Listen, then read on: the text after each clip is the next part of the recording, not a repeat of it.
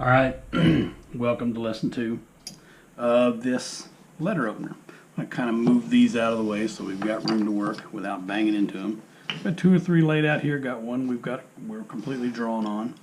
And so the first thing I'm going to do is to outline using my V tool where the major anatomy is going to go, and that is right here at the bottom of the chin, right around the nose, and quite possibly right here around the ear and the hair.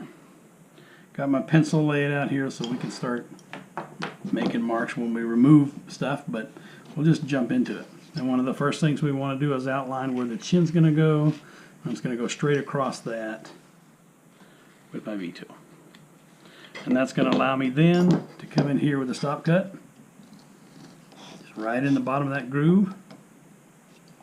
And then I can start removing some of that wood. And along the way, I'll remove a lot over time.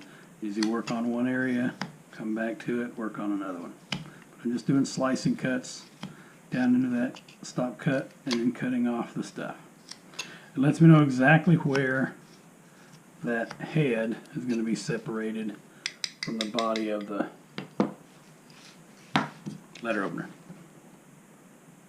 We'll do the same thing right here at the bottom of the nose, because we know that on the face the nose is going to stick out even in relief farther than anything else.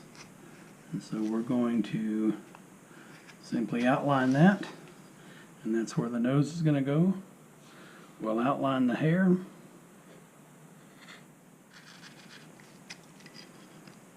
And we'll make this easier on ourselves, and we'll have that sideburn come to the bottom of the ear so we can have that straight line across. We can always change either one of those because they're not going very deep. We're just drawing in with our knife, with our V tool, see where everything fits. And that looks pretty good. Okay, so one of the things I'm going to do, I know that the highest point on this is going to be the ear and the nose in terms of high, as in how far out from the back of the flat relief we're going to leave it. And so those are the ones that I'm going to draw on where my high points are. On this particular carving, I'm going to have 3 high points to start with. Here's one at the corner of the ear. To make it seem like it's not flat, I'm going to want things to fade in that way, because if you look at your ear, the top of the ear, the top of the outside of the ear is going to be higher than the inside of the ear for most people. We know that on our nose this is going to be a high point right here, and everything's going to go away from that. And we know that in here we're going to have a cheekbone somewhere right around in here. So I'm not worried about that one yet, because that will come out naturally if we do everything we're supposed to do. But this one won't if we don't do it, and this one won't if we don't do it. So what I want to do is relieve these 2 parts right here. This is a square. I want to round all this, and so if I'm only doing half the face, this is where the edge of the face would be, and everything would round to that. So on the nose, somewhere out here at the very end of the nose is where the high point is going to be. And so on this one, because it's only half a face, really only half of the high point is going to be out here, but we'll have plenty of room to do that. Okay? So going back to my knife, you know what, I'm going to switch to this Fishtail Gouge, because for this purposes I just want to keep it down on the table for a little bit. We're just going to slice things around, try to get that nose rounded, and I'm going to switch to my knife.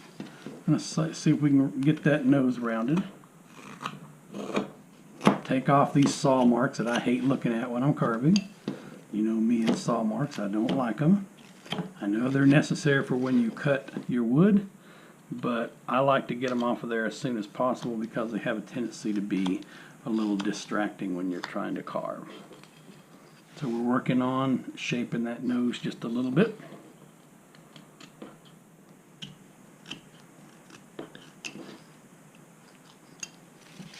And the mouth. The mouth is going to go tucked up under the nose. So that's all going to be up under there. You can tell my chin is going to stick out a lot, so we'll relieve a lot of this wood here as we carve along. So right now we're just putting in the major shapes. How about I just shut up and let you carve along with me Or if you prefer watching it and then carving it, just watch me carve. I had no problem with that.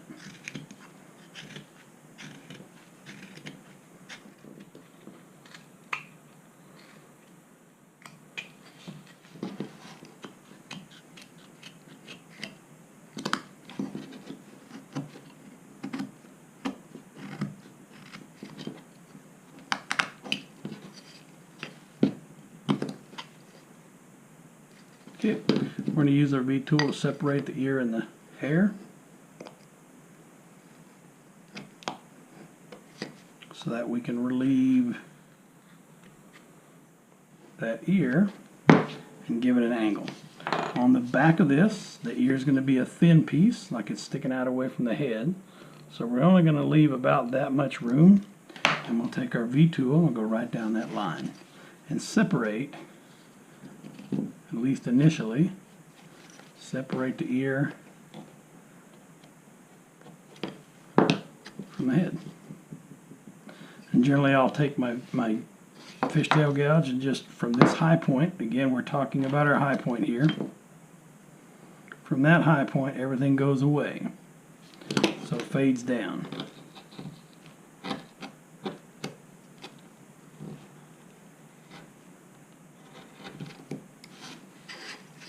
So it has a little bit of shape to it, and in fact, depending on the kind of carving we were doing, we could probably just leave it right there. I want to remove this wood out here, so I'm going to make a stop cut right in there, right in that groove, and then we'll carve out the wood back here.